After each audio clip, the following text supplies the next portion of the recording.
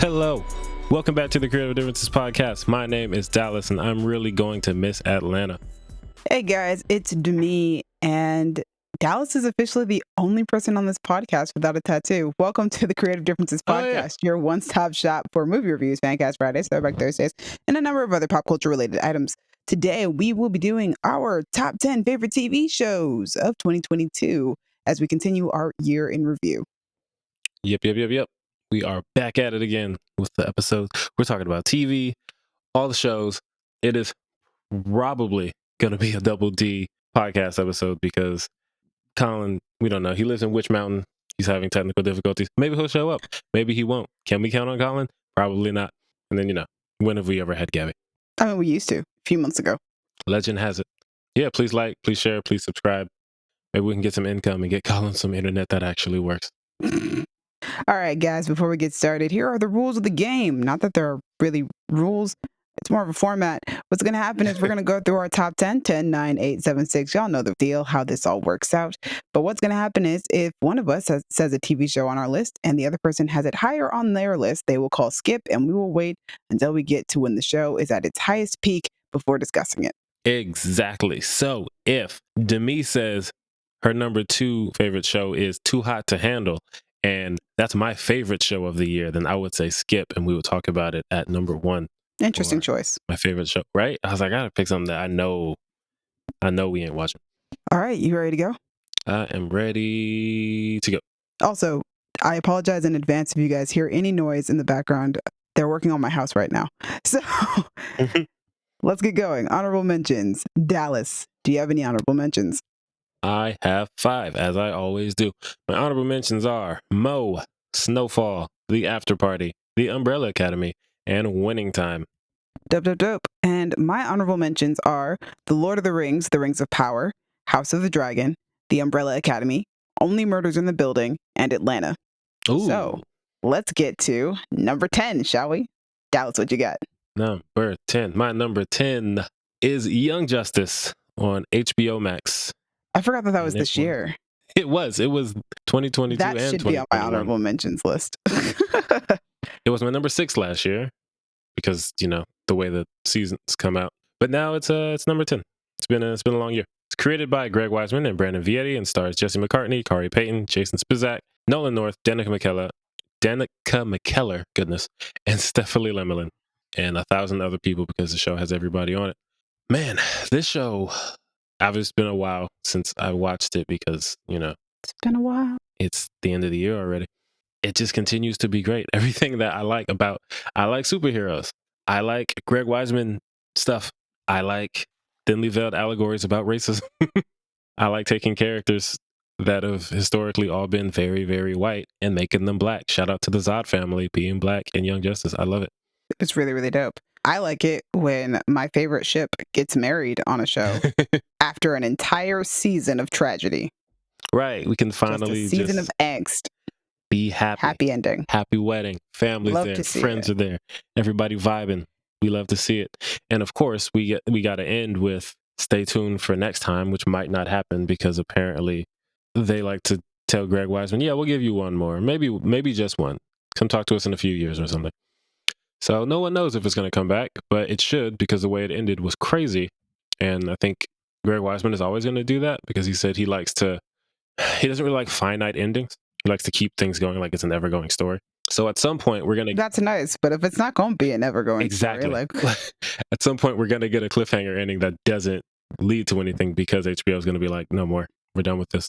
Yeah, I'm not going to be happy about that. Yeah, so I'm hoping this wasn't that one because I really want to see what they're doing with it.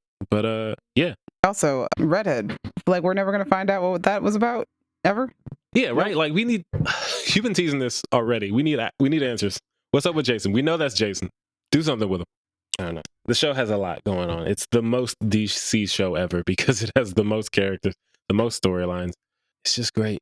Some of my favorite action sequences from the show have been on this season. It's where they're fighting in the dark because that was such a good sequence. That was amazing. I was like, ooh, that is peak superhero action animation. I love it. Young Justice, fantastic. 'Tis my number 10. It's funny. It was kind of sliding to honorable mention, and then I started thinking about it today, and I was like, I gotta give it the spot. It deserves a spot. I can't let Greg down. My number 10, continuing on with the DC shows, is Peacemaker. Hey, I do like Peacemaker. It is not on my list. Oh, crazy. I actually was expecting you to have it on there. Yeah, so synopsis. Picking up where the Suicide Squad left off, Peacemaker returns home after recovering from his encounter with Bloodsport, only to discover that his freedom comes at a price. Show does. Yep, the show was far better than I anticipated it would be, despite the fact that I know that James Gunn does good work. It's so much fun. It's really well written. There's this great balance of irreverent comedy that James Gunn does so well, and also great drama that really builds up the characters. Yeah, I was surprised by the drama because, I figured silly comedy, we're going to get that, of course, but the drama hit a lot better than I expected, and that was great. Yeah. And there's like an amazing character arc for Peacemaker, which I definitely didn't expect, especially after watching The Suicide Squad and coming out of that movie like hating Peacemaker and then going into his show and growing to actually really like this character. Yeah, they did a great job with that. But also there's like some really other fun characters that are like his supporting side characters that are really great. I love Harcourt, who is played by Jennifer Holland. She is fantastic on this show. She's great. She's so good. I really love that character. I like Peacemaker's relationship with everybody on the team. Yeah, I really like, as insane as he is, Vigilante has one of my favorite scenes in TV for last year was him going into a prison and just antagonizing a group of white supremacists just to goad them into a fight so he could try to kill them. Everything about that sentence is just for me. I also really like Peacemaker's relationship with Adebayo, played by Danielle Brooks. Mm-hmm. She was great. She was this is getting goofy. That was her, right? Yes. I love that. One of my favorite lines. Yes, that line was so good. But I really liked their relationship because I liked how much more willing she was to give Peacemaker a chance to change than everybody else was. Yeah. She was such a good character to have in there. Another thing that I love is, again, going along with James Gunn's style of being able to take like very real character reactions and moments and things like that, but also using the most absurd villain that you possibly can, the silliest comic book elements, and still making it somehow work within our reality, which is why I'm so confident in what he'll do with the DC universe. Right. Because we have a man who, for the Suicide Squad, it was the main big bad ended up, well, it wasn't Starro, but like, that was kind of the main thing that they had to fight against at the end of the movie was Starro. And Starro, like, who in their right mind would have ever thought that we would get Starro on the big screen? Yeah, that was and then curveball. And then we jump into Peacemaker, and our big villains are these moth butterfly looking aliens who take over your mind and possess your body and take over your life. And they're so silly and so ridiculous, but James Gunn somehow manages to give these shows and these movies real life stakes, despite the fact that the thing that you're up against is extremely ridiculous. Right. He's able to really tap into the absurdity and ridiculousness and the creativity of comic books, but still keep the relatability that we as people like in our stories when it comes to our characters. Right. It doesn't feel too ridiculous, or like, it does get ridiculous and over the top, but it's still not at a point where it's like, oh yeah, that's just completely losing me. Yeah, it's like this particular thing is super ridiculous, but everything else around it isn't quite that. Because if you had told me that Peacemaker was going to be fighting aliens, I would not have believed you. Great. Also, that cameo at the end from the Justice League was just so silly. Funny. And in a way that you could only really do in something like this. Like, in the Justice League movie, we're not going to get that conversation between Flash and Aquaman. But also, to the people who, complain about the jokes that Peacemaker makes, they're like, James Gunn is making fun of these characters, blah, blah, blah. You guys realize that Peacemaker is a character who is ignorant and makes jokes like these because he thinks that these are actual facts, right? Like, that's the whole point of his character. Yeah. I don't think you guys have any sense of media literacy at all. And the whole thing, pay attention to the show. You see who his dad is. Of course, he's like this. And his dad Green Arrow is my second favorite DC character of all time. You don't see me getting upset because he made a horrific joke about Green Arrow on the show. Right. He does that. It's funny. Just laugh at it. I was just happy I got a reference to Green Arrow at all. That was nice. All right, number 9? Number 9. My number 9 Let's take some teenagers and put them in a horrific situation. My number 9 is Stranger Things. Oh my gosh, I forgot that was this year too. It's not even on my list. It's nowhere on here. Stranger Things. You can see it on Netflix. That tells you how little I was thinking about that show after it ended. Created by the Duffer Brothers and starring Millie Bobby Brown, Finn Wolfhard, Noah Schnapp, Caleb McLaughlin, and Kate Matarazzo, among others. It also has a very large cast. Oh boy, this show. I went on an interesting journey with this show. I saw season 1. I thought that was cool. I didn't love it as much as the rest of the world, but it was cool. And then I completely stopped watching until my niece, at the tender age of like 10, was like, "Oh yeah, I really like Stranger Things."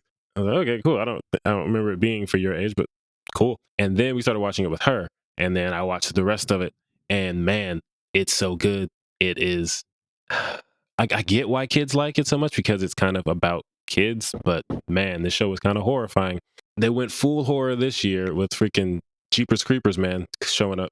Vecna. Yeah, I was going to say, I think that like the first 3 seasons of Stranger Things do a good job of like, I mean, this show, one of the things that people love about it is that it's really good at kind of recreating the 80s and paying homage to the 80s. Mhm. And I think part of that is also that if you look at 80s movies that were made for families or for kids, there was a darker element to them that we don't have in kids' movies nowadays. Like, we're too afraid of actually frightening children nowadays or showing them anything that could be potentially frightening. There's some scary things in 80s children's movies. And Yeah. I think that Stranger Things kind of follows that style of, yes, this is scary, but it's not, like, it's scary, but it's not too scary. Like, your kids should be fine. They'll be traumatized for the rest of their life, but they'll be fine. That's an interesting way to say Season it's 4 fine. is a straight up horror show. Yes. That's where they turned up the dial because when Chrissy shot up into the air like that, I thought, okay, this is getting dark. But then the scene continues, and I thought, oh no, this is past dark. What are we doing here? I watched that episode at like midnight, and by the time we get to that point, it's like 1:30 in the morning, and I was like, what in the world did I just witness? It's a horror show now, and I'm about it. I like horror. I like all these actors. They've been great since the beginning, and just like watching them grow as actors is great. It's so much, but I like it. I'm here for it. The episodes got to the point of full-length movies toward the end of the season, which was interesting. Yeah, that's the one thing I was not happy about. Yeah, like I saw like the last episode, I think is 2.5 hours. This is a movie. It's really long. And as somebody who is the only person on this podcast who does not complain when movies have long run times, Right. Bruh, there were definitely places where you could have split these episodes into 2. Yeah. So this is a long one. I was definitely watching them and they would like cut to black and I'd be like, oh, that's the end of the episode because it felt like it had been a while. And then it wasn't. And I was like, oh, we're still going. Okay, that's cool. I was like, oh, that could have been the end of an episode. Yeah, right. It could have been. It was a really good season, though. Super good season. Yeah. Also, shout out to Eddie Munson. He a real one. Shout out to Argyle, bro. Living that life. Argyle is ridiculous. All right, that is my number 9. All right, cool. My number 9 is Obi-Wan Kenobi. Synopsis is Jedi Master Obi-Wan Kenobi has to save young Leia after she is kidnapped, all the while being pursued by Imperial Inquisitors and his former Padawan, now known as Darth Vader. I love this show, man. Like, this was just a lot of fun. As a Star Wars fan, I think it's a really great show. I loved having Ewan McGregor back as Obi-Wan Kenobi. Like, he really jumps back into Obi-Wan Kenobi and just, it feels like he never left the role, even though it's been like, gosh, last time he played the character was like 2005. So like, it's been a while. It's been a while. It's been like almost 20 years since he's played the character. And he just does a phenomenal job. Vivian Lyra Blair, who plays Princess Leia, every time she came on screen, and I was just like, you have the spirit that Carrie Fisher brought to this character. And I don't think you, at the age of like 5, are studying this actor's performance that they did back in the 70s and 80s. I think you legitimately just have it in you to play this character the way that she is meant to be, the way that she is meant to be played. And I just know that Carrie Fisher would have adored the performance that she gave, and she would have been so happy to see this young version of Leia who is so vivacious and precocious and so smart and adventurous and fun, just has so much life to her, even though she is a small child.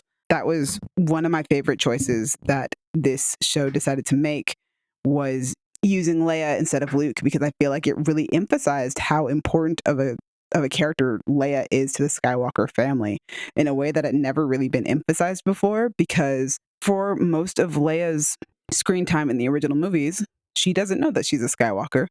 We never see her on screen have to confront the fact that she is the daughter of Darth Vader, that she is a Skywalker. And even in the sequels, I don't think we really touch on that very much. We touch on her sibling relationship to Luke Skywalker. She is her parents' child, and she is just as important to the mythos and lore of Star Wars as Luke Skywalker. But Luke Skywalker is the one with the mentor. He's the one who gets to become the Jedi. He's the one who Obi-Wan Kenobi is constantly protecting throughout their 19 years of life before A New Hope gets started.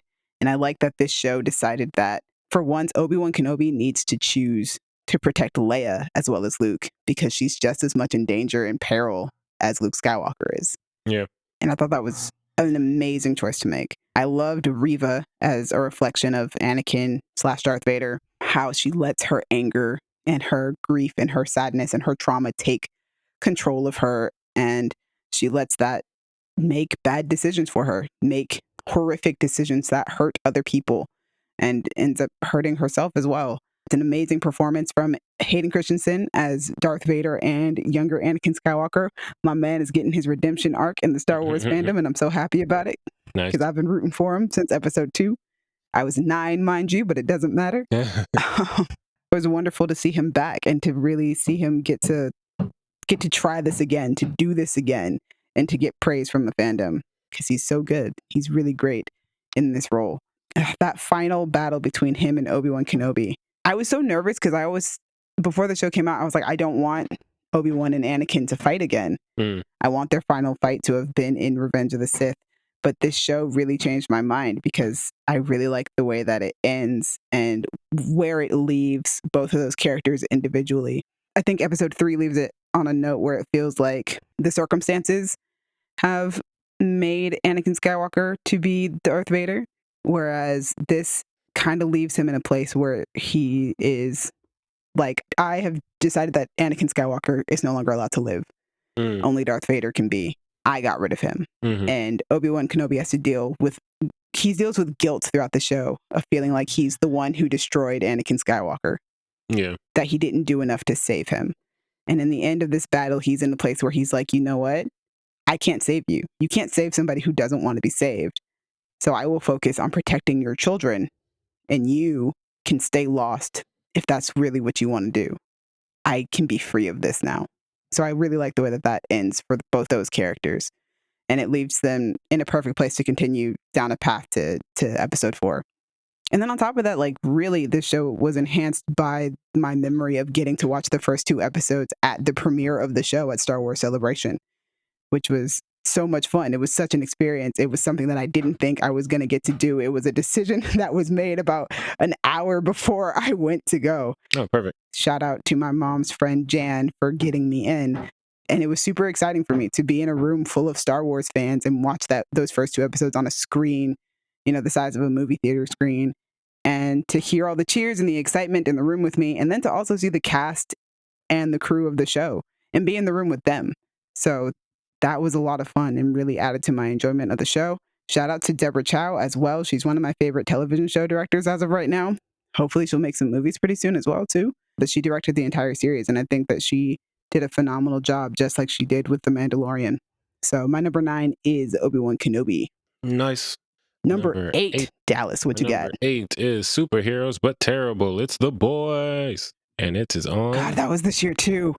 So many shows I missed. The Boys is on Amazon Prime and is developed by Eric Kripke, who made Supernatural, and it stars Carl Urban, Jack Quaid, Anthony Starr, Aaron Moriarty, Laz Alonso, Tomer Capone, Karen Fukuhara, and Jensen Ackles for this season. Oh boy, The Boys.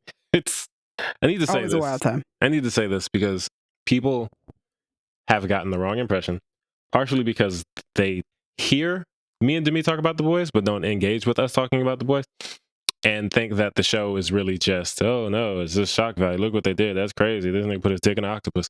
But no, that's not just what the show is. That is often what you hear us say what the show is. Like, oh my God, y'all see that? That's crazy. But the show is much more than that. Yeah, that's initial gut reaction. Exactly. Because when this white boy is trying to have sex with an octopus on several occasions, it's going to come up in conversation. But get past all that. You're going to see A-Train struggles with being an African-American hero figure, but also trying to get that bag You're going to see Huey struggles with dating a woman who is stronger than him physically and mentally, if we're being honest, but also wanting to be able to protect her from the Aryan horror that is Homelander. Like, there's so many things about this show. You're going to see Kimiko's inability to speak, but like what she really wants to be able to do in her mind and what she wants to do with Frenchie. Like, it's a show with so much heart. You just have to look through all of the explosions and the murder and the guts and the blood and get there. And if you do that, it's fantastic. It's definitely top 10. All that stuff I said, Mother's Milk is still my favorite character, partially because Laz Alonso is so great, but also just, he just wants to be there. He wants to raise his daughter and keep her away from... when he hit home, dude, I was like, I can't even be mad. I was happy. He deserved it. He need to keep his daughter away from her freaking alt-right ass stepdad. And that's the tricky thing. Not even her stepdad. It's just his ex-wife's boyfriend. Oh, wow. That's even worse, bro. Don't take my kid to no Homelander rally. But that's also the weird thing is they're in this situation where, like, you know, as the show progresses, we start to realize Homelander is a psychopath and he's crazy. But toward the beginning, everybody just thinks he's Superman. So people like Mother's Milk are in a situation where I know this guy is a psychopath, but I can't fully convey to you who just sees him as Superman why I don't want you to, like, I don't want my daughter anywhere near this. But you just like, oh, and nobody would believe you anyway. Exactly. Like, oh, why don't you want your daughter to hang out with Superman? He's great.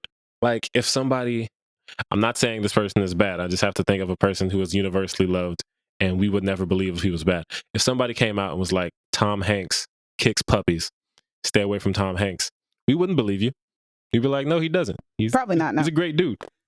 So you wouldn't be able to convince us. That's just such a situation to be in. But yeah. In addition to... I also really like the storyline for Homelander's kid and how that arc worked out. He's not on screen very often, but they make that storyline count because, man, that end of the season, I was like, no, you have not done this to my son. Leave him alone. No, no. I am very worried. I do not look forward to where that looks like it's going, because it looks like it's going in a terrible place. But yeah, it's great. Also, Jensen Ackles. I haven't been able to consistently watch Jensen Ackles since I gave up on Supernatural about 2/3 of the way through that show. And just to see him consistently again, but also on a show that doesn't have CW guidelines and he can just let loose, it's fantastic. His character was detestable. Funny enough, yes, his character is detestable. Funny enough, I watch him on another show that's actually out this year too, where he's playing a very different type of character from both of those characters. He's playing a cop in Montana. He's a really upstanding dude. I really like him on that show. He's a real nice guy. He's and really a real good cop. Yeah, but he feels like he should play like a good cop type of guy. He's got the real like deep scruffy voice, and he does like that. Yeah, he does. Yeah, I like him on that show. He's really good. He's on Big Skies, which is on ABC. Nice. So just to point that out. But yeah, it's the difference between those two characters is night and day. I can imagine. But yeah, The Boys is great. And that's the thing about it that's so good, is that you can get all of these things. If you want to show with heart, if you want to show with trauma, if you want to show with comedy, because the show is hilarious. And if you want to show with violence and all these things, this checks all the boxes. Social commentary checks that box very, very hard. The line where Ashley says, Black Lives Matter is my favorite hashtag. My Insta is nothing but black screens. It's ridiculous. But so is real life. So yeah, watch The Boys if you can handle it. Or that episode where they go to that theme park. Yeah. Oh, man. Yeah. It's a show that I'm slow to recommend to people, but at this point, you've seen enough about it that you know if you can handle it. So give it a shot if you think you can. Well, speaking of superheroes or villains for adults, my number 8 is Harley Quinn. Hey. Yeah, synopsis. The series focuses on a single Harley Quinn who sets off to make it on her own in Gotham City. She's not single no more. We love to see it. I have so much fun all the time watching this show. I started watching the show literally this year, and season 3 came out like the week after I finished watching season 2. I did perfect timing. Loved it. It's extremely funny. I love this interpretation of DC characters because it's such a different way of looking at them while also not making them out of character. Okay. Like the way Batman treats Catwoman, I'm like, yeah, he probably wouldn't go that. He would probably wouldn't simp that hard in comic books, but yeah, I can see it. That still feels like it's in character for him to simp. It's interesting. It's exaggerated, but not out of, well, sometimes for characters that, like Batman, Yeah. it's like we take some character traits about this character and we just exaggerate them to the point where it's comedic and hilarious and ridiculous. But Yes. for the most part, it's not like they would never do this. Like Clayface is a ridiculous version of Clayface, but we took the fact that this character was an actor and just cranked it up to And 11, stretched it. and now he's Alan Tudyk being ridiculous. Yeah. And I think that's why I really like these interpretations of these characters, because it's so hyperbolic in nature, Mhm. but it's a lot of fun because it's so hyperbolic in nature. All of the meta episodes that they have are super fun and clever, but they also push the character stories forward. Mhm. So like the Batman Begins Again episode or whatever, Batman Begins Forever or something, Yeah, whatever it was I called. like that one a lot. That episode where it's just going through Batman's trauma. It's super funny and it's super meta because we're literally just making fun of the fact that we constantly have to relive Batman's parents dying Mhm. over and over again, no matter what media we're watching. But at the same time, it pushes forward Bruce's character, Yeah. his personality, and just him as a person. And also kind of pushes forward Harley as well, because Harley is going through a phase of trying to realize who she is and what she actually wants, whether that's to be a villain or whether that's to be an anti-hero, whether that's to continue using her psychology degree for good rather than whatever she uses it for now, which is not really much at all. And then like the Joker episode, which we all loved. Fantastic. Like, best Joker storyline I've ever seen in my life. Like, it's super meta and it's constantly referencing all the different types of Jokers that we've seen on film, but it also pushes forward his character and his relationship and the things that he wants and the things that, you know, he desires as a person within this show. This Joker is somehow a family man, which somehow is in character. Like we said, like you just take certain characteristics and you like stretch it out and make it funny. But he's also a family man in this show who like has a woman that he loves, and he's a good dad and he's a good boyfriend. And it's like, what? How did these things happen? How did you develop into this human? But it makes sense within the framework of this show. Yeah, it's so ridiculous. I love it. Alan Tudyk, man, it's fantastic. Yeah, the character work on the show is always impressive to me. The way that they build up Harley as a person and the way that the show challenges her and almost transforms her every season. She's learned something new every season, whether it's usually about herself, actually, which helps her grow as a person. I think the same thing applies to Poison Ivy this season. And both of the things that they learn about each other kind of clash, which kind of causes their relationship to have a lot of problems. But I like that at the end of the day, these two are willing to work through the hard things rather than just give up. Because, you know, Harley forever. I'm about that life. Yes, you are. That's what we're here for. It's actually not. I'm here for Harley, but Harley is definitely a close second. And I love this interpretation of Poison Ivy. I definitely want this version of Poison Ivy on a live action movie, at least personality wise. Yeah, like Belle's killing it. It would be amazing. But yeah, so Harley Quinn is my number 8. I love that show so much. It's on HBO Max. Number 7. Nice. Dallas. Speaking of HBO Max, my number 7 is Southside, which was my number 4 last year. Southside is created by Diallo Riddle, Bashir Salahuddin, and Sultan Salahuddin, and stars those 3 guys, as well as Kareem Young, Quincy Young, and Chandra Russell. It is so ridiculous, and I love it so much. I don't even know how to describe it. It's not, so it's a comedy, obviously, but it's not surreal like Atlanta. Like, you're not going to see invisible cars or like a black Justin Bieber, but or a tree that has some sort of meaning. Right. But it is as ridiculous and weird. Like, they'll just say these things and it's like, I love that someone said that joke in the writer's room, and instead of everybody looking at them crazy, they just wrote it down. It has my 2 favorite cops. I put ACAB on hold when I watched this show because Goodnight and Turner. That's how I feel about Big Sky. Right. And it's not even because they're good cops. Like, they're bad. Like, Turner is crooked as all hell. She just, whether she is attracted to the criminal or wants something from them or just doesn't feel like doing her job that day, she can easily be swayed. But it's hilarious. Goodnight is just the biggest goofball in the world, but he's hilarious. I've said before, Bashir Salahuddin, I think, for me, is one of the funniest people working in Hollywood right now, because he also plays Sherman on Sherman Showcase. And just the range of silliness that he goes through on between these 2 shows. I love it so much. There's a conversation between a cop and a snitch, and they get to talking about who the thickest Pokemon is. And that's not something I'd ever thought I'd see on TV. It's Pikachu, duh. It's funny. But OG Pikachu. I really didn't want to get another contender in this. But it's funny because The character's name is Susan Snitch Jenkins because she's such a snitch that they've worked it into her name. And she talks really fast, and she's talking to Turner because Turner's trying to find some criminal who's been running the streets. And she says, "Oh, you want to hear about a binder full of holographic Pokemon that got stolen from an auction? I heard they got a Pikachu. Oh, no, not dang, to me, you got me messed up. They don't say Pikachu. I heard they got a Mewtwo, arguably the thickest Pokemon." And of course, being a normal, not deranged person, I've never thought about Mewtwo being thick. But then you think about it, it's like Mewtwo has weirdly thick thighs. Like once you get I also have waist never and thought about below, that. it's like why is Mewtwo built like that?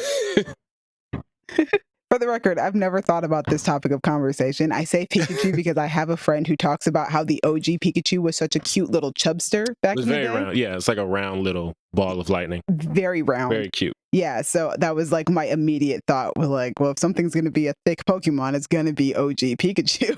Which is funny.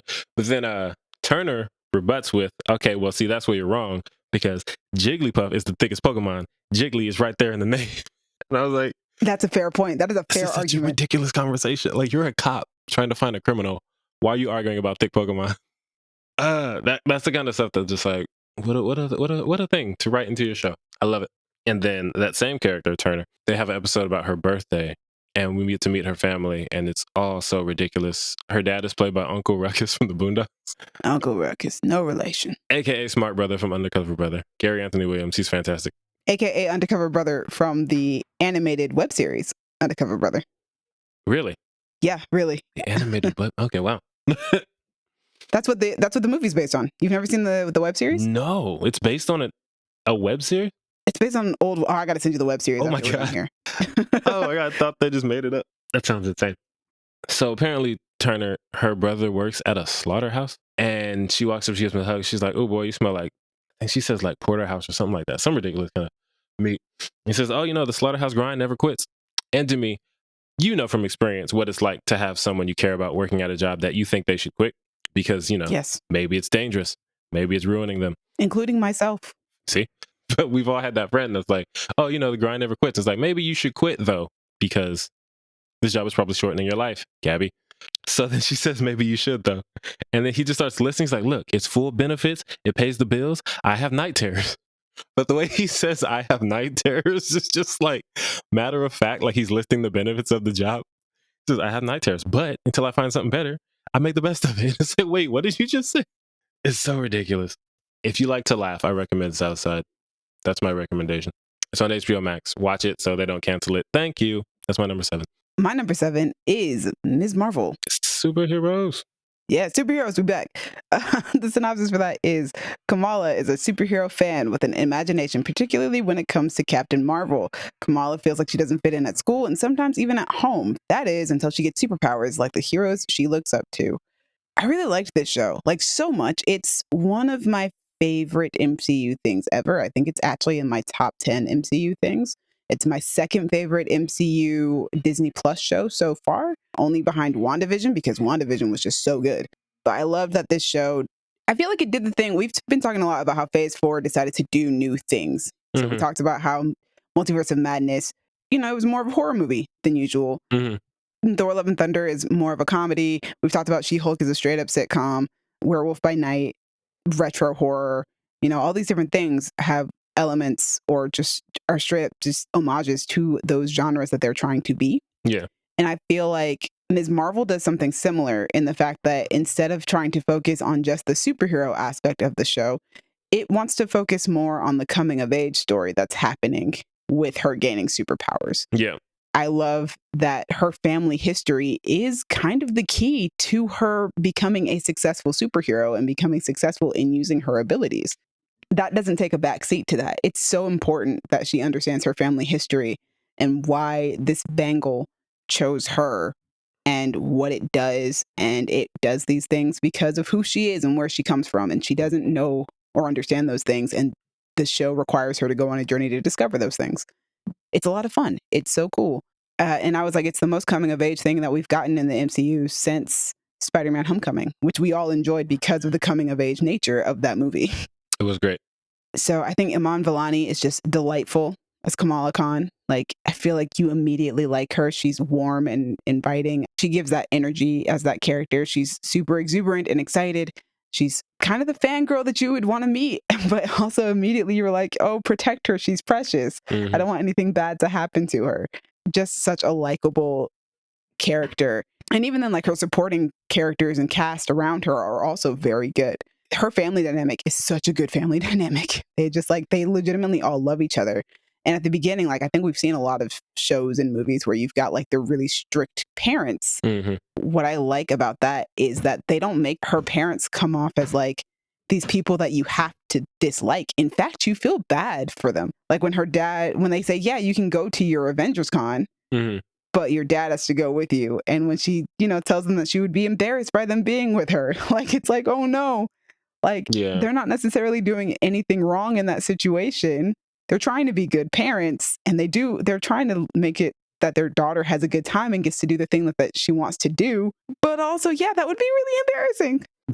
They tried so hard in that scene. Like, they really made matching Hulk costumes for her. They did. Like, he's dressed up, he's painted, he's cosplayed out just to show you the costume that they made.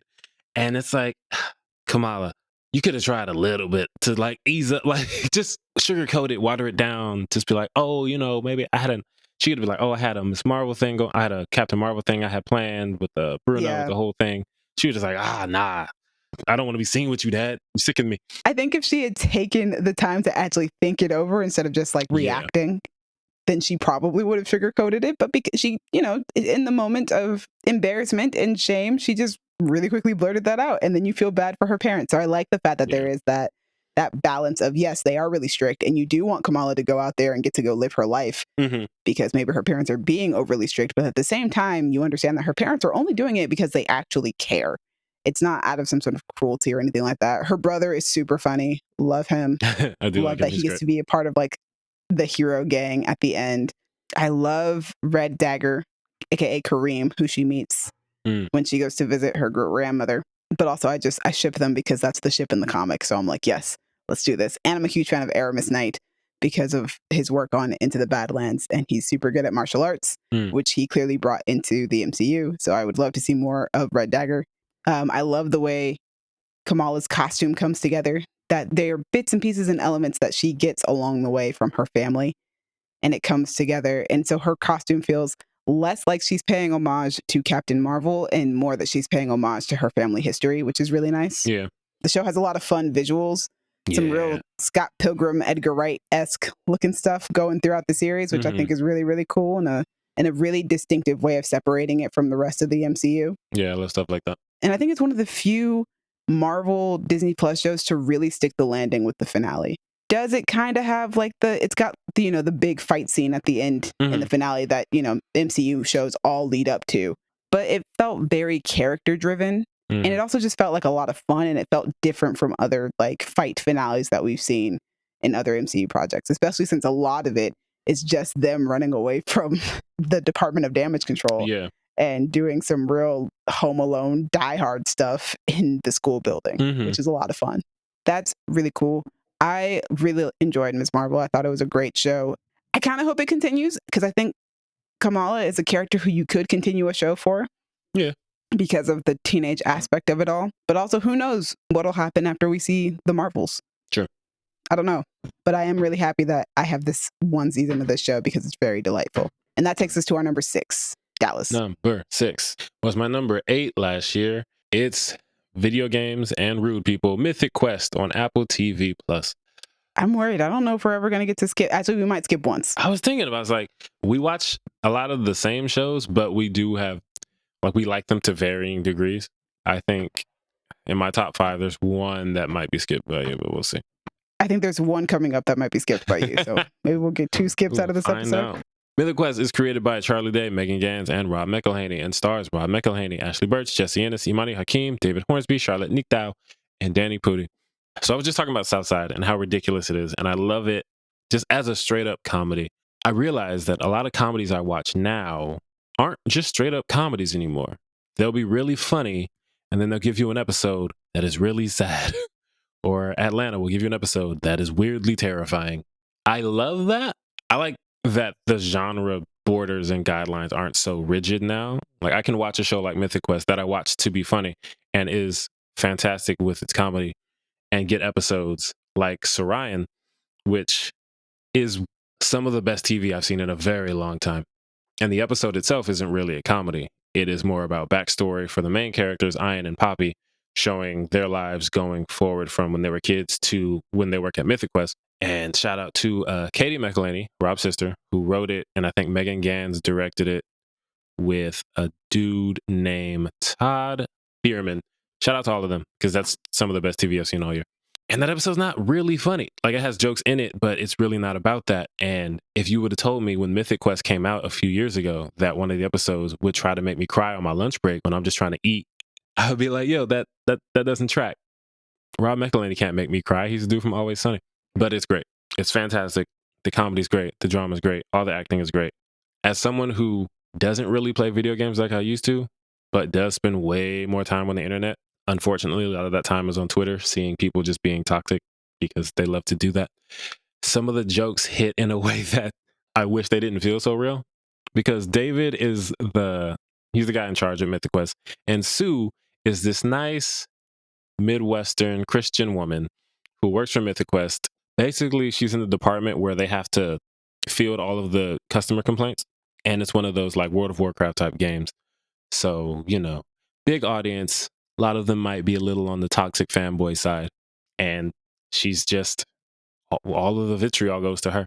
They'll talk about making a movie adaptation of the game. We know enough about video games and their movie adaptations to know that doesn't always go well, and people like to be vocal about it. So Sue was like, no. She said, the players hate adaptations of video games. And David's like, oh, they haven't seen ours. She says, they don't have to, and they won't. They will band together online, ruin its reputation, and spew pure evil at us, specifically me. And then David says, oh, ours is going to be different. It'll be accessible to everyone, not just gamers. And she says, they will hate that. And I feel so bad for her, even though she's fictional, because I know that's true. You say, oh, we're adapting this thing, and then people are like, oh, no, why would you do that? You're going to ruin my thing, even though they could just not watch it. And then if you try to make it accessible to everyone else, they'll be like, this isn't a good adaptation. This isn't like the game. You change things. It's not exactly like the game. I hate you and everything you stand for. And just like the knowledge of that world informs Mythic Quest in a great way, which I think is partial. I don't know if it's due to Ashley Birch because she's acting on the show, but she also writes on it.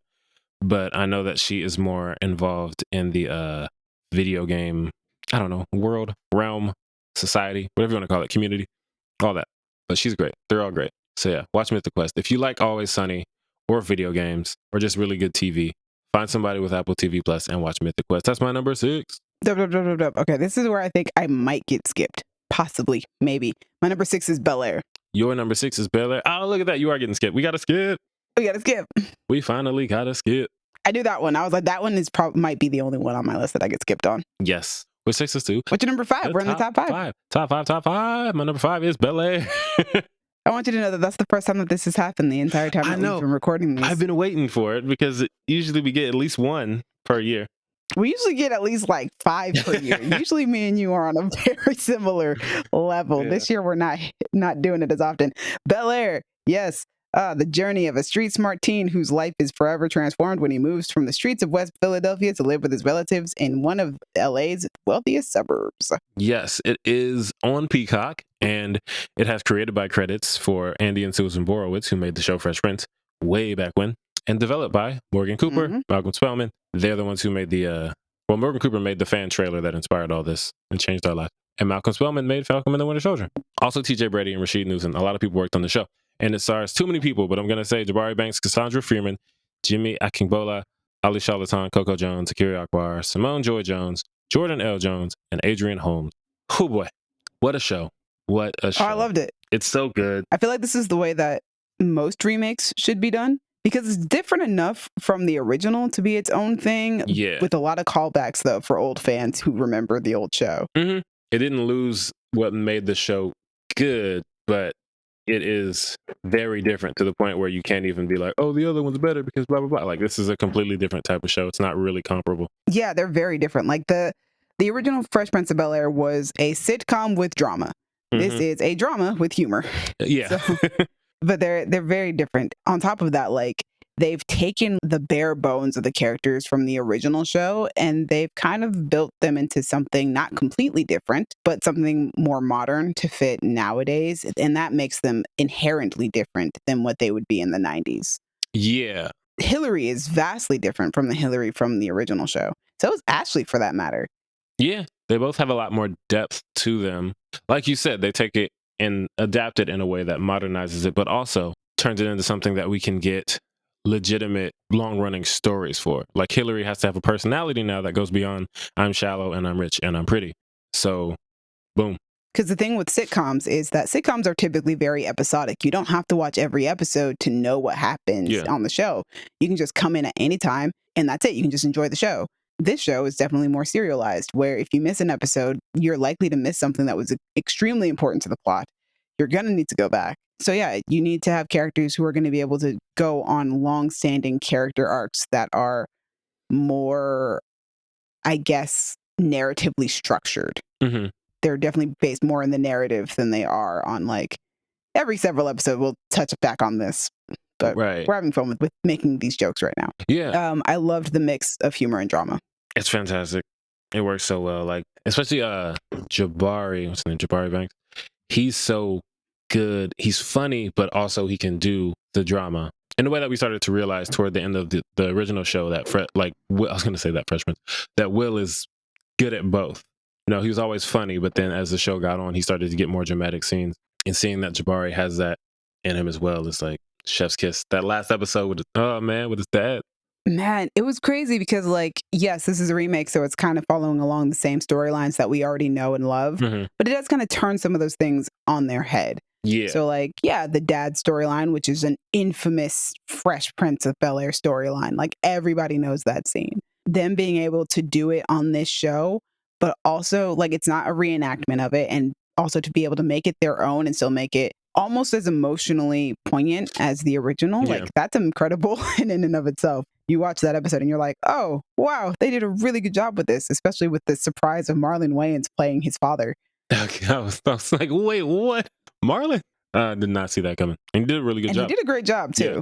Also with, like, you know, everybody knows that Lisa is the most consistent love interest that Will ever has on The Fresh Prince of Bel-Air throughout the entirety of, like, 6 seasons of that show? 7 seasons, maybe. She's the only one who was a consistent love interest. Every other girl that he's ever dated on that show was just like a 1 episode thing, and then we're kind of done. Right. We got actual storylines with her. Yeah, and this time around, instead of waiting for Will to meet this girl in college, she shows up in the first episode. She has a history with this family and plays a massive role in the drama that happens, but it's very clear that they're sticking to that Will and Lisa romance that was very integral to the original series, even though it didn't come in until much later in the show. And then also changing her dad's storyline. Yeah. In the original show, her dad also did not like Will, but he owned a wilderness shop or something like that. And on this show, he's a cop and he's got beef with Uncle Phil. So, you know, they've changed things enough that it's so different, but we still recognize these characters and there are still elements and bare bones from the original show. Yeah, and then they change things in such great ways because, yeah, Jeffrey can be the snarky, sarcastic butler like Alfred, or he can be a freaking British gangster straight out of The Gentleman who that man is a thug. Will talks to him about his problems, and then the problems just kind of disappear in a way that we can't talk about. Like, we're also not sure how they disappeared, but they did. Right, like, who do you have in the streets? You got shooters ready to gun you down. It's great. Probably the least predictable choice for a character change that I could think of is taking Jeffrey and making him that dude in the streets. And yet it still works. Somehow fantastic. It still works. This is a remake where, like, you watch it and you see all the differences that are made. And it like you said, you can't be like, oh, they're ruining the old show. It's just, no, this is just very different, but it's the same storylines. It's just it's a reinterpretation of them, which is really what makes this show work. The cast is great in all of their different takes on the characters. And I'm super excited for season 2. I hope that Ashley gets to play a bigger role in season 2 because I feel like she disappears a lot throughout the first season. Yeah. And I'm fascinated with what they're going to do with her storyline since they've clearly made her not straight. I'm going to just say not straight. I don't know if she's a lesbian or what she might be, but she's definitely not straight. Yeah, it's an interesting one. I can't wait to see what they do, especially now that we've seen Carlton's arc through the first season because, man, I hated him when the season started. But it's a fantastic arc for where he ends up and just seeing what they're going to do next. I can't wait. Also, shout out to Jazz because he's fantastic. Carlton is one of those characters, and I say this because I currently love a character like that on a different TV show, where when the show starts, you can tell that this character is going to go through a lot of character growth because they have to. They're going to have to go through a lot of character growth, or else this character just will not work for the rest of the show. Nobody would want to watch that character. Right. You can't just be like this, bro. Yeah, but it makes them interesting because it's just like, I know that the story has something planned for you, and that makes it intriguing. Yep. Bel-Air. My number 5 is Andor, because yes, of course, it's Andor. The synopsis is, the series explores a new perspective from the Star Wars galaxy, focusing on Cassian Andor's journey to discover the difference he can make. The series brings forth the tale of the burgeoning rebellion against the Empire and how people and planets became involved. It's an era filled with danger, deception, and intrigue, where Cassian will embark on the path that is destined to turn him into a rebel hero. This is definitely the best Star Wars show. Nice. Some might argue that it's the best Star Wars ever made, but I can definitely say it's the most anti-fascist that Star Wars has ever been. Also nice. Yes, it is, in my opinion, a very perfect slow burn, which I know a lot of people weren't into how slow the show is, which is fine. I guess that's like a matter of preference if you don't like your shows to move at a slow pace. Although I do wonder if streaming services and the binging model has made it that none of us have patience for television storytelling because we watch it all in one sitting instead of the week by week getting pieces of a story at a time. Okay. But yeah, whatever. It's a really slow burn. It's also a very nuanced and poignant look at rebellion and revolution. It's like watching dominoes fall, and just like you've seen those videos where it's like you start off with some small dominoes and things just get bigger and bigger and bigger until you can't believe that this is where you've gotten to. And that's kind of what Andor is like. You start off with something that is completely irrelevant to any rebellion or anything. It starts off like as a very personal thing. Andor is looking for his sister, who he hasn't seen since he was a child, and it ends with him murdering 2 cops. Oh. The first domino is Andor's looking for his sister. Right. Next domino, Andor kills some cops. And it gets bigger and bigger until we finally end up in this place at the end of the season where Andor is willing to join a rebellion against the big government force in the galaxy, the Empire. He's like, I'm gonna fight fascism. How did we get here from that point? And it's a lot of very small, subtle, nuanced things that get us to that point. They seem so unrelated. At the end of the day, they are very related. They are separated because of the Empire. Right. It's got a fantastic cast. Diego Luna does a great job. I mean, I did a review for the show very recently, but the cast is so impressive. Stellan Skarsgård is amazing on this show. Fiona Shaw, also incredible. This was the show that made me go, ooh, I am a fan of Adria Arjona, because it was the first time that I really got to see her put her acting chops to use. Right. Because the only other thing that I've ever seen her in is Pacific Rim Uprising. And she's kind of just the love interest who gets fought over by 2 guys. So she doesn't really have too much to do. I forgot she was even in that. Yeah, right? But this show gives her a lot more, and I hope that they bring her back for season 2. I love the fleshing out of a number of characters. So like Andor, for instance, I felt like we got a good idea of who he was in Rogue One, but I really appreciated getting to dive deeper into him with this show. Mon Mothma, I discussed in the review, as a character that we've kind of always seen as the leader of the rebellion, but we don't know anything about her. Like as a person. It's just, she's the figurehead kind of in the movies. Like we know that she's the leader and that's about it. And I like that this show kind of dives into the conflicts that she has to go through as somebody who is leading or who is trying to start a rebellion against a government that she works for as a senator. And then it's also like some introduction to some new characters that I've come to love, like Luthen, who is played by Skarsgård, or Bix Colleen, who is played by Adria. And I think that the second season is really going to be a hit because that first one was so good. It's amazing. It's just good television. It's good storytelling, and I highly recommend it. Even if you're not a Star Wars fan, like this is one of the few Star Wars anything that does not rely on the mysticism that comes with Star Wars. It is a people on the ground type of show. There are no Jedi. There is no Force. There is none of that. It is just people trying to survive. It is Star Wars through the eyes of the common man. I think that that's really interesting. That's why I think it's a show that works for anybody. You don't have to be into Star Wars. Andor is just a really good show. So that's why it's my number 5. Nice. Number 4. Dallas. My number 4 was my number 7 for the last 2 years. Archer, which is on FXX and streams on Hulu. It is created by Adam Reed and stars H. John Benjamin, Judy Greer, Amber Nash, Chris Parnell, Adam Reed, Aisha Tyler, and Lucky Yates. I did recently review this show. It's so good. It's been good for a baker's dozen of seasons, which is not something I say often. But how many shows have 13 seasons? It's very hard to get to that point. Right. And they just keep doing new things. Like I said, I reviewed it. So if you really want to hear a lot about it, you can go to the review. But my favorite two things they do this season are Archer's therapy episode, because man, does Archer need therapy. They have to mix it up. So what could the conflict be when Archer finally decides to go to therapy? His therapist is out of the job's provider network, which is annoying enough if you've dealt with that. But it's a spy agency.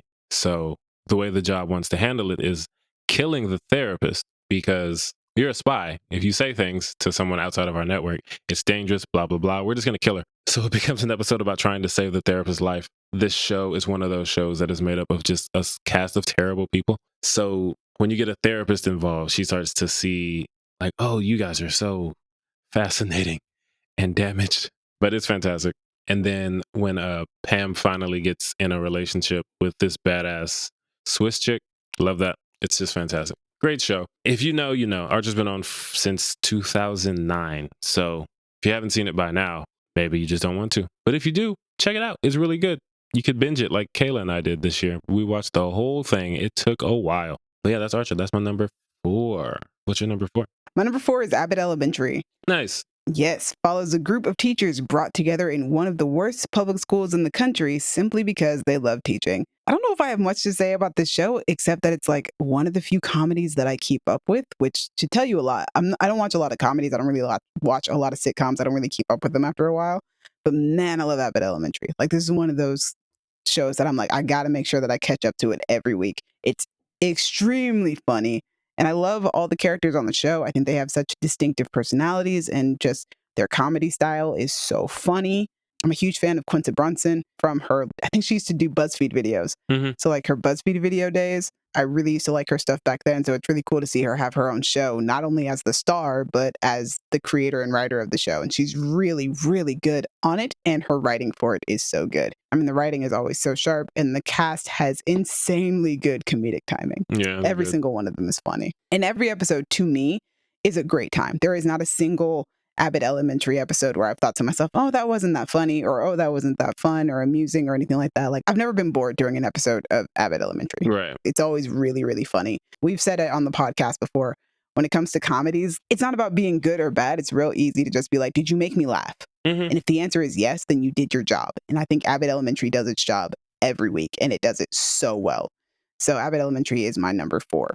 I just want to say shout out to Vince Staples. I'm so happy he popped up on the show. That was great. Also, mind you, Abbott Elementary is only on my list for season 1. I try and only do the ones that the seasons ended that year. Oh, I forgot season 1 ended in 2022. So, yeah. So this is literally only for season 1. But season 2 has also been hilarious thus far, and will probably make my list for next year as well. Yeah, I can't wait to talk about that, because I like season 1, but I love season 2. Yeah, season 2's been really good. Yeah, it's fantastic. Nice. But that takes us to our top 3. Top 3. Dallas. My number 3 is another shout out to Bashir Salahuddin and Diallo Riddle, because it's Sherman Showcase, which is created by and stars the 2 dudes I just named. It's on IFC and it streams on AMC Plus, which it's like they're trying to hide it from people. But hey, I got AMC Plus for it. I don't understand why. Right? Like, come on, man. Give the show a chance. It's so funny. This one I reviewed very recently. I've said before, it just feels like it's catered to my sense of humor specifically. It's a sketch show. So with every sketch show, there's going to be some hits and some misses, but the hits hit so hard. Like, the highs are so high that even the stuff that for me is like, all right, you know, it wasn't my favorite sketch, it doesn't even matter, because I'm still laughing at the last one they did. Like I told you before, they'll parody Ocean's 11, Black Mirror, Black is King, freaking The Prestige of all things. The only reason I really know about that movie is because Kayla brings it up a surprising amount. I do really like The Prestige. It's a really good movie. Yeah, from what I've heard, it's great. And I did not expect Sherman Showcase to do what I can only describe as an homage to The Prestige. But I would just say that when the show started, they established that Sherman has been hosting this show since the 70s, but not aging. If you've seen The Prestige, I'll just say they finally answered the question of how he's been able to do that. And that is not at all what I expected them to do. That's your answer if you've seen that movie. It's ridiculous. The show's fantastic. It's 2 of the funniest people on TV right now. just doing their thing, and I love it. I hope that more people start to get AMC Plus or IFC so we can continue to get the show. That's my number 3. All right, heading back to the Star Wars galaxy, my number 3 is Tales of the Jedi, a showcase of animated shorts that feature Jedi from the prequel era. Yeah, we have a review for this one as well. And it's also a really short show, so I don't really have too much to say about it because literally it's 6 episodes and every episode is like 20 minutes tops or something like that. It's a nice anthology that dives into my favorite aspect of Star Wars, which is the Jedi. For such short episodes, they're really effective. And I think very poignant with the messages that they're trying to send across. Jedi philosophy is one of my favorite things. So I like that this show kind of dives into that from different perspectives. I think that the show does an amazing job at fleshing out Count Dooku. It really gives insight into why he would turn to the dark side. It makes total sense that this is a man who saw that the Jedi Order was heading down a path that wasn't right. Right. That they were going down a path that would lead to a lot of mistakes. That would be their downfall. That was not the way that they should be behaving. The problem is that he chooses the wrong thing to do in response to that. But I love that the show makes it, they take like the 3 biggest points in Dooku's career as a Jedi that led him towards that path. And I like that the final episode for him, it seems like the real big tipping point, the straw that broke the camel's back, is the death of Qui-Gon Jinn.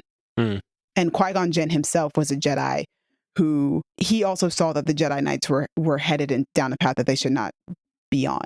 And it becomes a lot easier to understand why he felt that way because of the man that Count Dooku is in this series. And he is Qui-Gon Jinn's master after all. But yeah, it's so interesting, especially when on the other side of things, we have Ahsoka, who is the other character who gets 3 episodes this season. Ahsoka is a character who also realizes that the Jedi are heading down a wrong path, but instead of becoming a Sith the way that Dooku does as a response to that, she basically goes, I don't want to be a part of organized religion, and leaves. All right. That's the thing. That's her solution to the problem. It's just like, I just don't want to be a part of this organization anymore. There are certain things that I believe that the Jedi should be, and I'm going to be that, and I'm going to use the training that I think is correct. I'm going to use that throughout my life, but I don't believe in being what the organization says a Jedi should be. And one could argue that Ahsoka is one of the greatest Jedi, if not the greatest Jedi that ever was, because she is the definition of what a Jedi should be. I love that character for that. And I like this show kind of delving into that part of her character as well as a mirror to Count Dooku and showing how they're different, but also showing how her training and how her upbringing kind of brought her to be the Ahsoka that we know and love.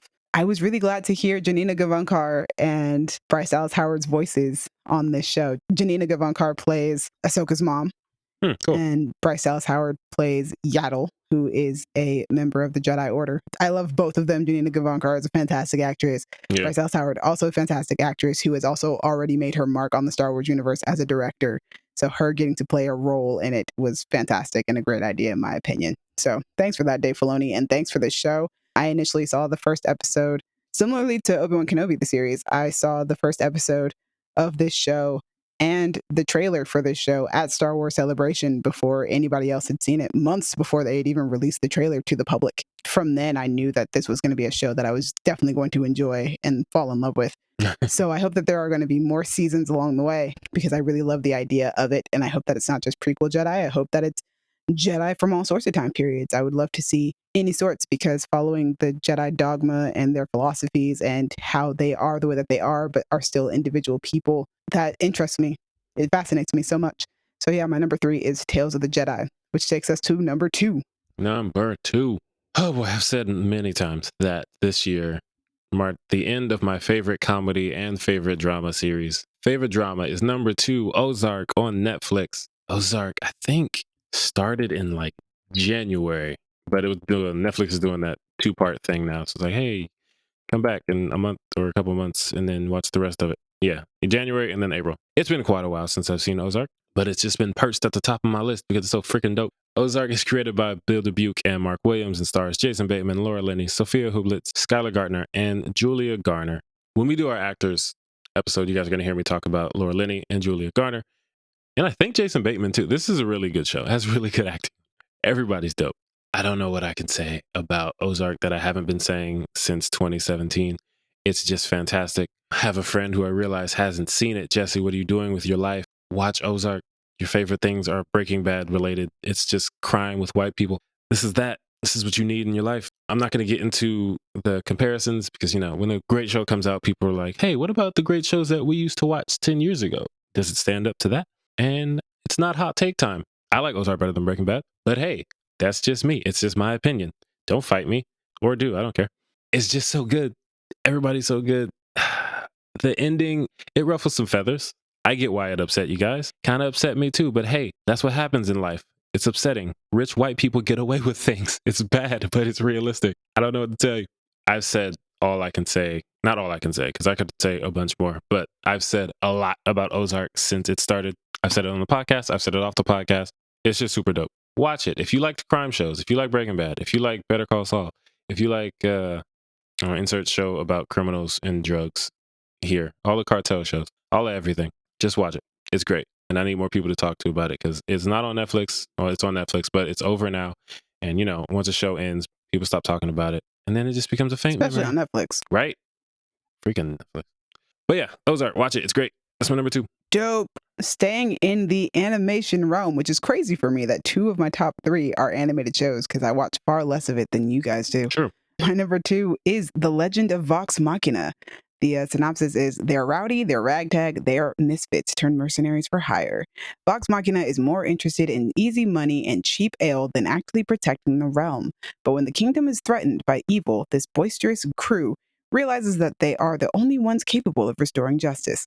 What began as a simple payday is now the origin story behind Exandria's newest heroes. Yeah, this is an amazingly fun adventure. It's just the perfect balance of humor and drama. It is a fantasy show that is definitely made for adults because there is so much cussing and so much blood and violence and scary stuff on this show. It's so good. I love the animation style, which I want to say it's done by the same studio that does Young Justice. If it's not done by the same studio that does Young Justice, I know that the character designer is the same guy who does the Young Justice characters, which makes sense because I love the design of the Young Justice characters. And I was like, oh, The Legend of Vox Machina feels very familiar in its character design. Yeah. That's why. The cast is awesome and they seamlessly fall back into playing these characters that they haven't played in their D&D campaign in a while. These characters are really well written and they have really interesting paths ahead of them, as well as in the first season. A lot of people will point out Percy as the MVP of season 1 because he starts off as a character that he's kind of quiet and he's really uptight and you're not quite sure if he even wants to be in this group, to be honest. But then as the season goes on, you get to discover his past trauma and how that's affected him. And he has this really cool plague doctor mask. You find out that there's this couple who killed his entire family and took over the city that he was basically the heir to. His parents were the lord and lady of the city. Yeah, he gets into these rages. He's almost like Batman, but worse. Oh boy. Because yes, Batman is all about his vengeance. But Percy is worse in the fact that Percy makes a deal with a demon and doesn't realize that he made a deal with a demon. That sucks. He's the only person in the world with a gun because he made it. He puts on this plague doctor mask, which allows the demon to just have a hold of him. And he's just like, I'm going to kill everybody who did something horrible to me and my family. You fool. Now your soul is forfeit. I get it. And it's amazing, but also, oh my gosh, Percy, no, don't go down this route. Oh yeah, that too. Don't do it. It's so good. And the ending of his arc is so good. And there's so much catharsis in it. And I really love that. There's a character named Keyleth who is kind of a character who doesn't realize how powerful she is or how powerful she can be. So sometimes you might get a little frustrated with her because you're like, you have the power to do this thing, do something, do the thing. But she's so scared that she won't be able to, that she kind of holds herself back. And I think those are always really interesting characters because I feel like that's a thing that would be really helpful in superhero movies. We talk a lot about how Superman is super powerful and how Captain Marvel is also super powerful. And people are like, well, they're too powerful to be interesting. Well, it's not true. Right. If you give them enough inner conflict in the same way that Keyleth has, where she just doesn't have enough faith in herself to be as powerful as she can be, you can do those things with very powerful characters. Because then when they finally do realize their power and come into it, it's very satisfying in the end. And that's what works for Keyleth really well. And even by the end of season 1, she's still not at her highest potential. Like, she hasn't met her potential yet, but she's further along than she was at the beginning of the first season. And that works really well. Yeah, like all these characters have very interesting things about them. Pike goes through like a crisis of faith, which is really interesting throughout the season. And I like the messaging of her storyline about balancing her religion and her faith as well as like her life outside of that and what she wants in life. Yeah. It's just a really good show. And there are some really great storylines in there. And it's all done in 12 episodes. And I'm so excited for season 2, which is starting very, very soon. It's starting this month. I'm so happy, so excited. It's also a very interesting fantasy world to immerse yourself in. The world itself is created by Matthew Mercer, who is one of the stars of the show and one of the creators of the show. And it's a fun world. It's very interesting. And I'm excited to learn more about it through this show, as well as my consistent watching of Critical Role. So yeah, my number 2 is The Legend of Vox Machina. I forgot that show came out in 2022 because it came out so early. It came out in January. Yeah, like I thought it was 2021 show, and I was like, wait, that counts? But yeah, January. All right. Oh yeah, just wait until I find a way to have Willow on my list next year, because there's only 2 episodes coming out in January 2023. But I would definitely look back like, wait a minute, when did that come out? But January. Most of the show came out in 2022. However, it ended in 2023, so now it's got to be on the 2023 list. All right, guys, that leads us to our number 1s. But before we jump into that, I have Gabby and Colin's list. Are you ready for that, Dallas? Let's do it. All right, so Gabby's top 10 favorite TV shows of the year. Her honorable mention, she has only one. It is Obi-Wan Kenobi. All right. Her number 10 is Mythic Quest. Nice. Number 9, Atlanta. Nice. Number 8, Reservation Dogs. Number 7, The White Lotus. Good choice, good choice. I do love The White Lotus. Number 6, Our Flag Means Death. Number 5, Stranger Things. Number 4, Welcome to Wrexham. Number 3, Wow. She-Hulk. Number 2, Abbott Elementary. And number 1, The Bear. I knew The Bear would be up there somewhere.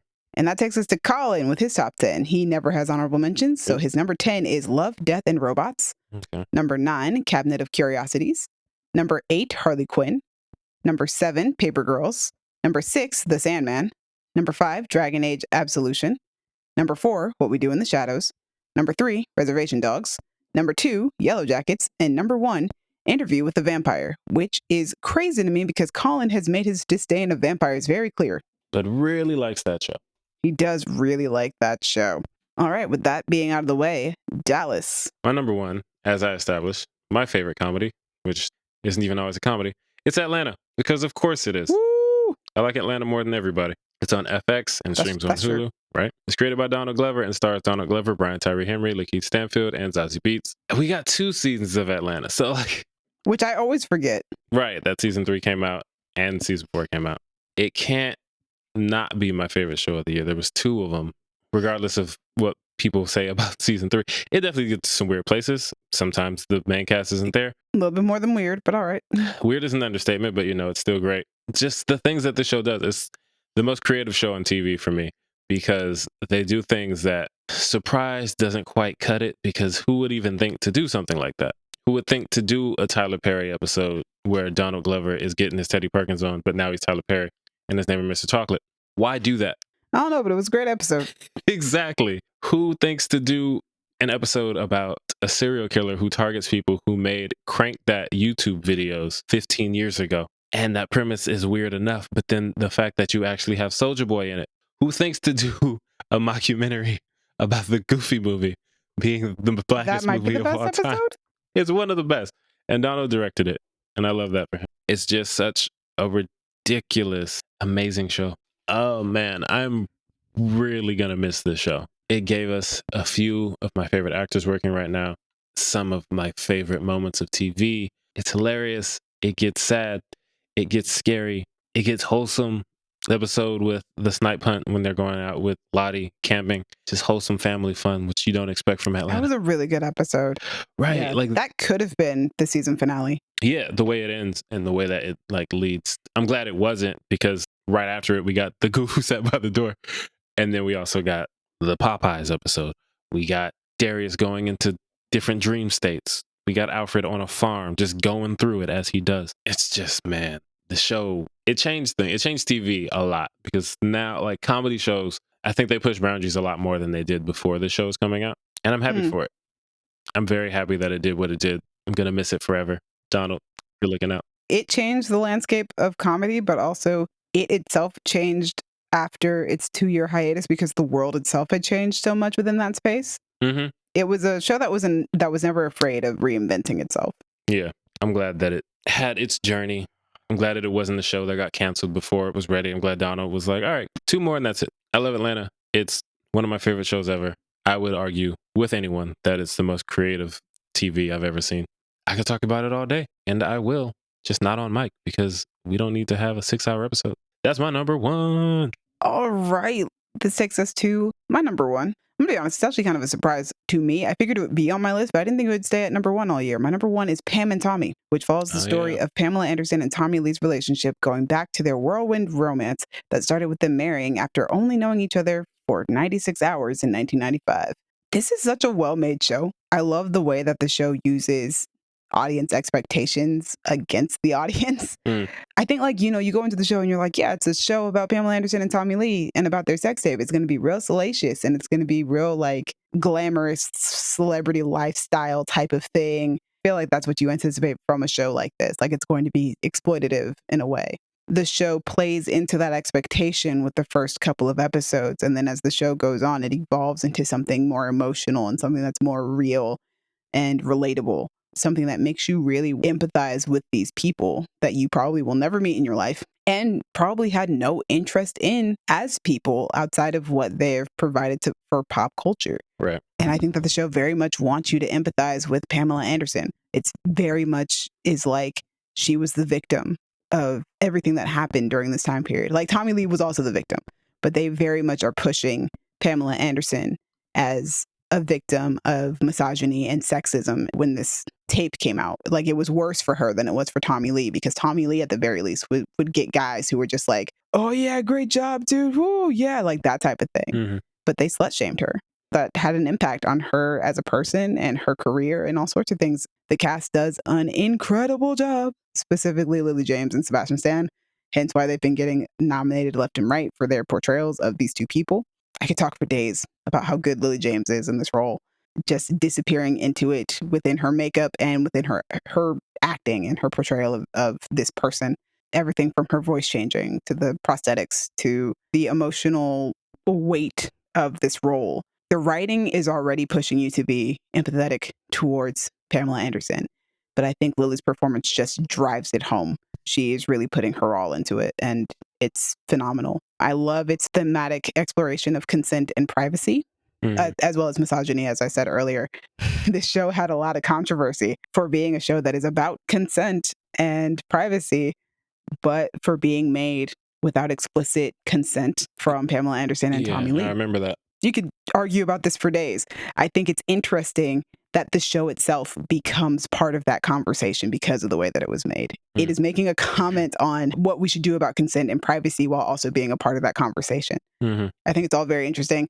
I think it's a really good show, though, and I think it's a valuable show to watch and to take a look at. Man, it made me go through a spectrum of emotions, man. There were times where I was really happy for these characters and I was having a lot of fun. And I was like, this is kind of ridiculous. This is so amusing. Oh my gosh, we're talking about a show that has a talking prosthetic penis. Right. But also we're talking about a show that has a scene where we get to see Pamela Anderson reacting to the news that she's had a miscarriage. And it's a beautifully done scene where we don't get to hear the doctor tell them. We're watching through the glass window of the hospital room door, and we're just watching her have this breakdown. We watch as her and Tommy leave this hospital and watch as these paparazzi try and invade their lives in the moment where they're trying to grieve and be people and be human, and people aren't allowing them to do that.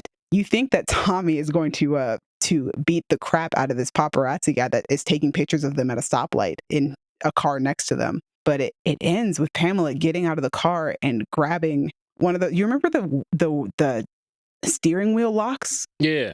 Yeah, she grabs one of those out of the back seat and she beats the crap out of this guy's window, out of his windshield, and just lets out all of this rage and all of this grief and all this anger, and is yelling and just cursing this guy out because she's going through so much, and this guy is invading her space. And it ends so tragically and so beautifully. But like I said, this is also the same show that had a talking prosthetic penis in it not like 1 or 2 episodes ago. So right.